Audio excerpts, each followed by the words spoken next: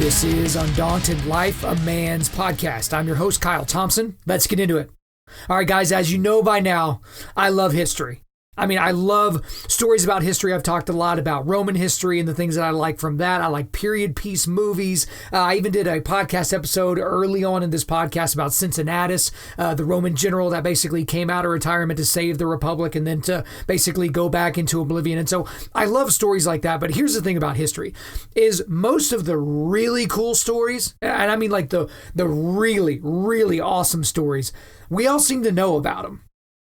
Right? I mean, they've been written about in textbooks, or maybe we were even taught them in elementary school, or whatever the case might be.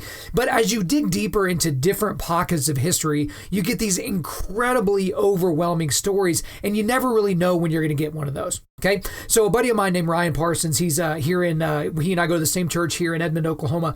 He sent me a text out of the blue. It was like late one night, like a Saturday or Sunday night. And he's like, hey, I was down in Houston this weekend. I heard this pastor give this sermon and I just wanted to kind of share it with you. So this was a sermon. I have video of it from back in 2014. So I don't know if he gave the talk again or whatever the case may be. But either way, this was by a guy named Eric Stevens, which I think he's part of something called Life Changing Ministries in Sugar Land, Texas. So they don't really have a big website or anything like that. But anyway, it was this sermon that was, 40, 45 minutes long, and it's called Soldier. That was the name of it. And so the thing about this is, I like Ryan, and he sent me the thing, and I was like, okay, well, he doesn't normally send me content. So if he sends me content, I'm sure it's pretty good. But the first 5 or 10 minutes of it, I was like, God, this guy freaking sucks. I mean, he's just got a weird cadence. He's got a very weird delivery, and kind of the different things he does with his voice is a little bit strange to me. So fair warning to that here in a second when we get into the clip. But he told an unbelievable story. And I'm so glad, because I was very tempted to, just turn this thing off and move on to the next thing in my life. I'm so glad that I hung on long enough for him to talk about Legio 12 Fulminata. Okay, and he's going to go in and explain this. So what I want to do is I want to play this story for you, because I was going to go and do the research myself and just kind of give you the story. But again, this guy does a really good job, I guess, of doing this story, if you can kind of get past his voice, which you kind of get used to a couple of minutes in. But it's going to be about 15 or 16 minutes or so of him telling you this story, and then we're going to come back in. So let's go ahead and go into the story of Legio 12 Fulminata. Many of you may not know where Sebaste is, but I was just in Istanbul. And it turns out that in eastern Turkey, there was a town called Sebaste. And in about the year 320, there was an event there that men are still writing and telling stories about to this day. We're learning from a man named St. Basil. St. Basil lived from the year 330 to 379 AD. He was a pastor, then called bishop, in Caesarea. He has a sermon on some events in 320 in Sebaste that has survived to this day. He was alive within 50 years and preaching within 50 to 60 years of the actual event. It can be corroborated from several sources in history. St. Basil, a man of God, preached a message recorded to this day. And it is about a time period where a man named Licinius was ruling the eastern half of the Roman Empire. Before we get into Licinius, you need to know who was ruling the western half of the Roman Empire. A man named Constantine, who achieved the title of Pontificus Maximus on October 28th, 312 AD, had the other half of the empire. Rome was split during these days. There was a battle at Malvern Bridge, where it is said that Constantine looked into the sky and saw the words in Latin, in hoc signio versus. By this sign you shall conquer. He goes on to win his battle, and in 313 he issues an edict of toleration. The edict of toleration says this: we have been killing Christians for 3 centuries, and it has not stopped the growth of Christianity. There may be something to these people's religion. My personal opinion is that Constantine was never a Christian, but that is just my personal opinion. His rival in life was a man named Licinius. And he ruled all of the areas that Constantine was unable to conquer. But for a short time, these two men agreed on the Edict of Toleration. It would be best for Rome to stop oppressing these people. We can move on to other things. We have more pressing concerns. Licinius agreed, and they had a compact between them. The thing is that Licinius had no idea how many actual Christians there were. See, Christians had been meeting in underground places. And when they were caught, they were flayed alive. They were burned at the stake. They were put in gloomy dungeons. And they were fed to beasts. And now that they were officially protected in the sense that they were allowed to be tolerated, they were coming out of the woodworks. And when Licinius got an idea of their real numbers, he broke his compact with Constantine. And he decided that he needed to persecute these people. In the year 320, because of a fear of rebellion, he appoints a man named Agricola to go to Turkey and identify the Christians in the town of Sebaste. It turns out that as he is offering people the chance to renounce Christ, most of the legions had no problem doing so. Their allegiance to Jesus was superficial and political. But there was one legion, Legio the 12th, Fulminata. Fulminata is Latin for they come with lightning. Proudly stood up and said, we will not renounce our love for Jesus Christ. The reason that we were named Fulminata, we come with lightning, is because we win. And the reason that we win is because we pray before we go into battle. We call upon the King who has saved us and say, Lord, if this cause is just, we're asking that you would deliver us. And we have fought many battles and he has delivered us many times. We cannot deny him now. So they tried at first to bribe Legio Fulminata. And they were unable to get them to compromise. 40 in particular of the most valiant soldiers stood, and they gave this response when bribery turned to torture. These Christian soldiers were offered money and honors in order to induce them to join the ranks of the heathen. Then came threats of indescribable tortures. And here was the answer the soldiers gave. Do you have blessings of equal value to those you endeavor to deprive us of? Can you give us what we would have to give up to choose you over our Jesus? We hate your gift because it means our loss. We do not accept honor, which is the mother of dishonesty. You offer us money, which remains here. Glory, which fades away. We have despised the whole world. Those things we see in the world, we do not have for us the value of the heavenly things which we hope and long for. We are afraid of only one punishment, the punishment of the fires of hell. We are ready for your torture. You may twist our bodies and you may burn them. We stand ready. On themes of loyalty, perseverance in adversity, unity and reward, are you beginning to feel their inspiration? The judge was infuriated by the courage of these brave Christians, and so he devised a slow and most painful way of putting them to death.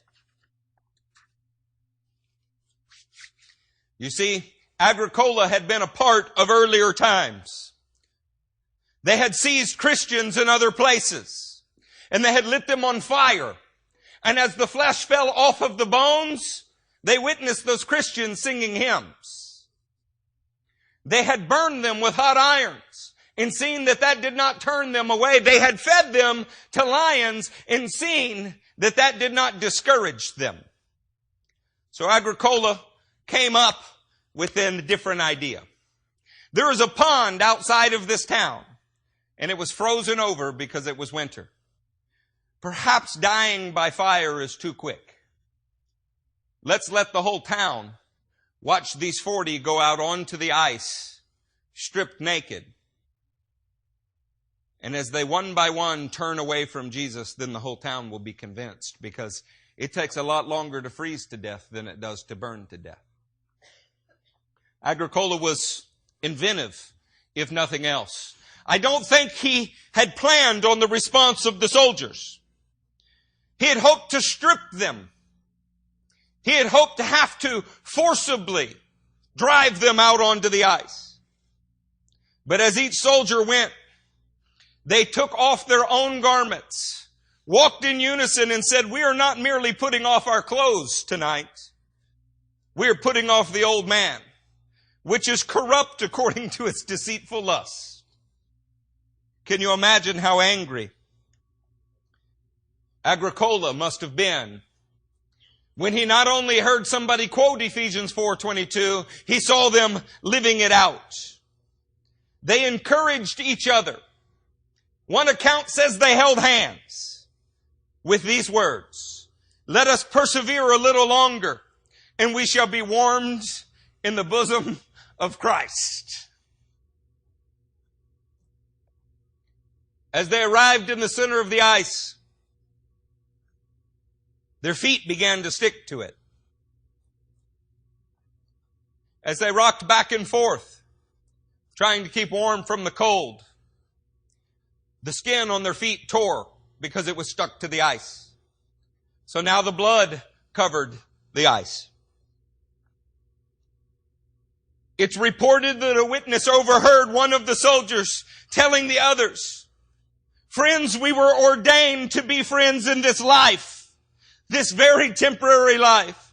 Let's not let us now be separated for an eternity. We must stand."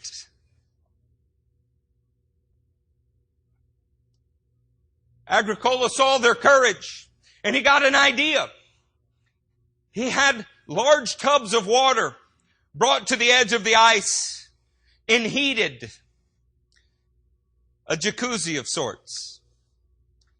And they built fires at the edge of the ice so that the soldiers in their suffering could see the relief in the distance. And then they brought out food and began to have a banquet.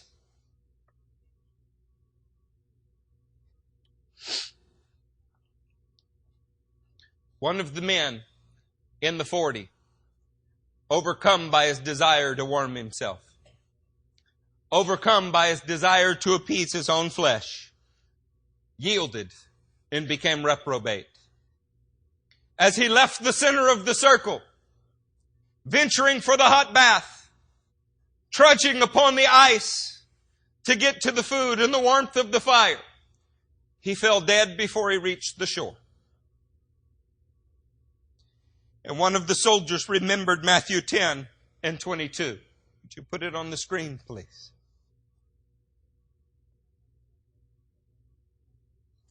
"All men will hate you because of me, but he who stands firm to the end will be saved." And the 39 began to pray together. And as they began to pray, it said that they recited Psalm 53. Let us read it together now.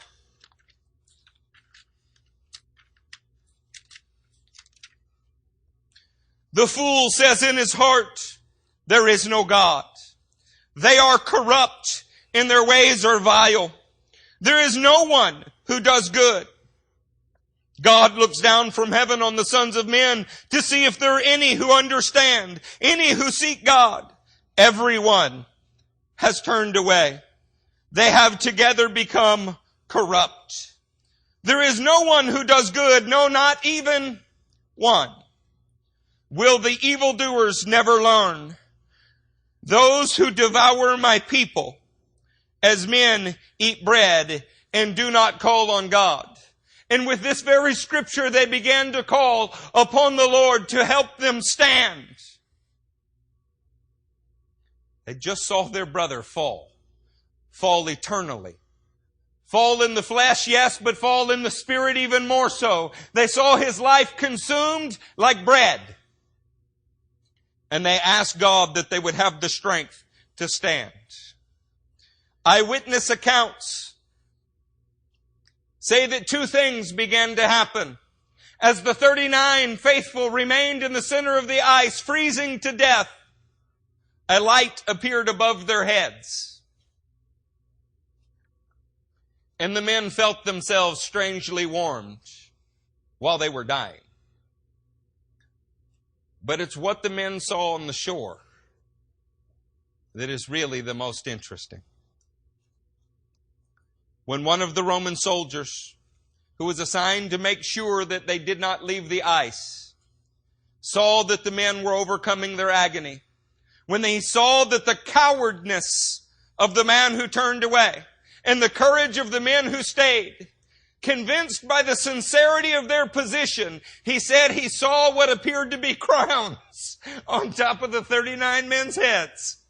And he began to strip off his clothes and say, I received Christ. And he joined them as they sang and they prayed on the ice that day.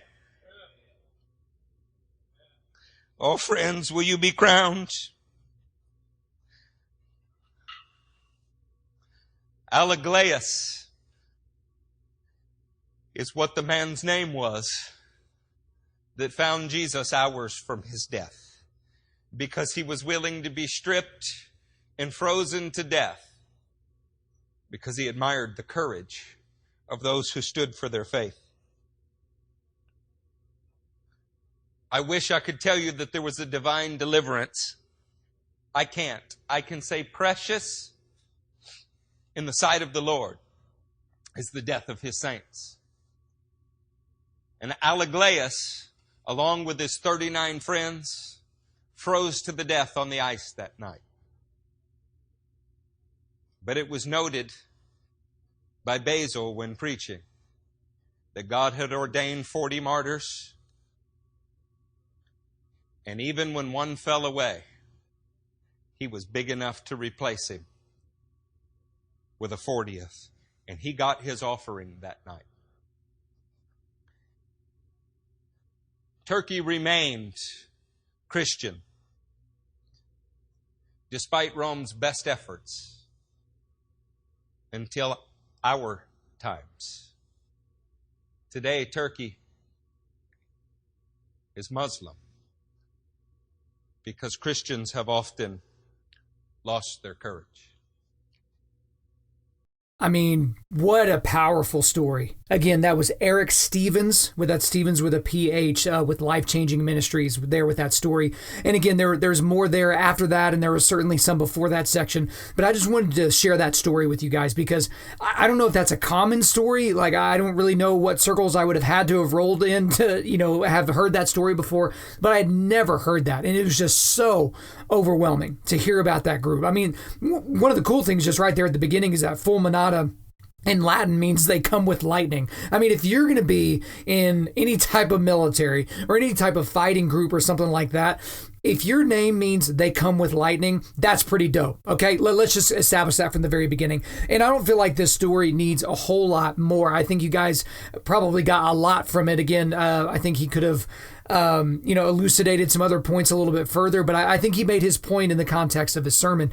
But I want to kind of give you just 4 quick reasons of why I love this story. And the first one's easy. It's a story of toughness, right? I mean, you just have to think about the toughness to endure something like what those soldiers did. But again, you're thinking physically probably whenever I said that, but also just to mentally be there in that moment in front of a judge and to have the courage to say the things that you said to that person who literally had life and death, your life and death in his hands and those of your 39 brothers. It's an incredible story of toughness. And then the second thing, and the second reason why I love the story, is because it's a story of brotherhood. I mean, for most of us in our lives, we will literally die alone. And I don't mean that we're, going to die with no loved ones around or something like that, but it's just going to be us, right? Our loved ones will still be there when we pass on, more than likely, right? But this was an opportunity for 40 soldiers to die together, but not in battle. I mean, just think about how unique that was. I mean, a Roman soldier dying was not exactly an uncommon thing at that time period, or really any time period during the Roman Empire, right?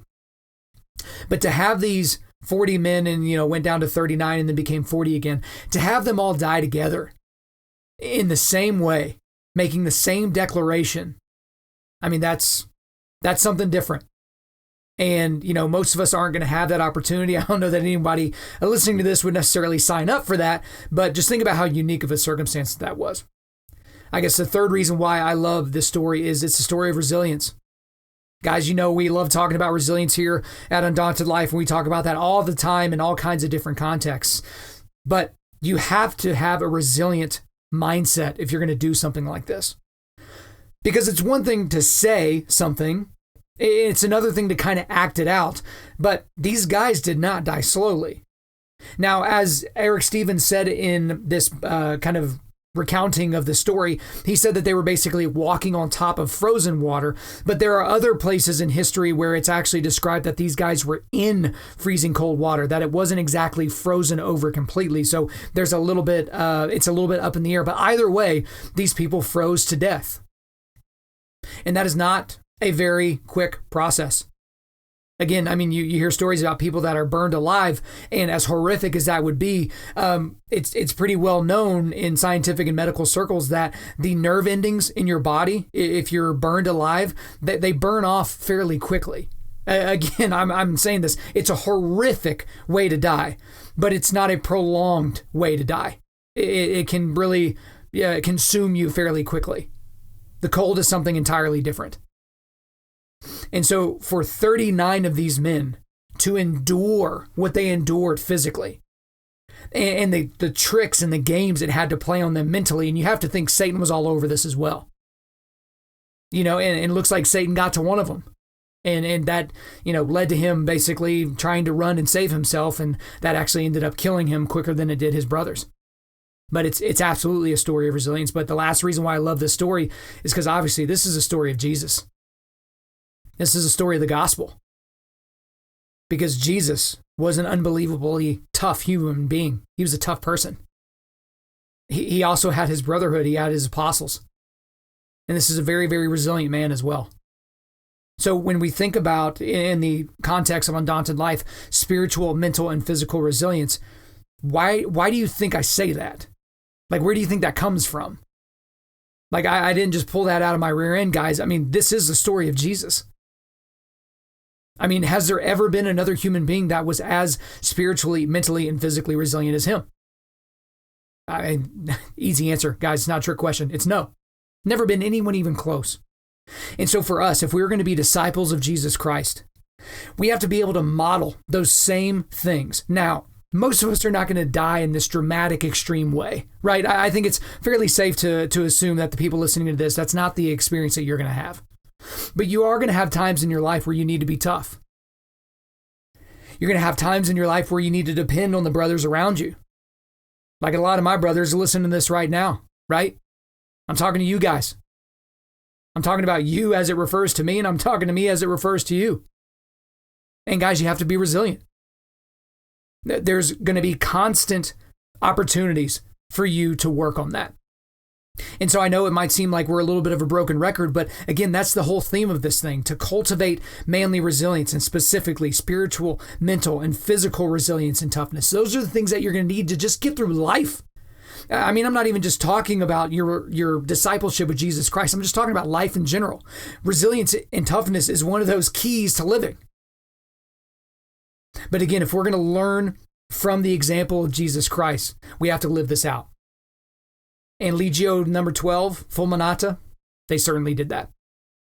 All right, guys, before we let you out of here, we are going to do a quick resilience boost. As you know by now, we are a men's ministry, and our mission is cultivating manly resilience. And specifically, we do that by providing content like this podcast that forges spiritual, mental, and physical toughness. And so we're going to help you with the mental and spiritual resilience today. So we're going to give you the audio and the video for this entire sermon. So if you want to watch the entire sermon called Soldier by Eric Stevens, that's going to be in the show notes. And then in addition to that, I thought you might want some other information on the 40 Martyrs of Sebaste. And so I'm going to give you the Wikipedia page. I know Wikipedia is not exactly a bastion of completely historically accurate content, but there are a lot of footnotes here, so you can kind of go search around and figure out all the things about the story of these 40 men.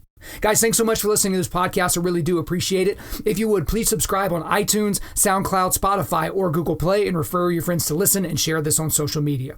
Guys, if we deserve a 5-star review, please leave us one and a few sentences letting us know why you like the content. I'm currently booking speaking engagements for the remainder of 2019, so if you want me to come speak to your men's event, to your group, to your team, whatever, hit me up. info@Undaunted.Life. Again, that's info@Undaunted.Life. The website is www.Undaunted.Life, and you can follow us on Instagram and Twitter @Undaunted.Life or Facebook.com/Undaunted.Life. Check out our free devotionals on the YouVersion Bible app. Just search Undaunted.Life under plans. And as always, we want to thank the band August Burns Red for allowing us to use their entire music library for our content. The intro-outro track on this podcast is their song King of Sorrow, which is off their latest record entitled Phantom Anthem. The links to all of this are in the description. I'm your host, Kyle Thompson. Remember, keep cultivating manly resilience. Keep forging spiritual, mental, and physical toughness. Keep seeking the Lion of Judah.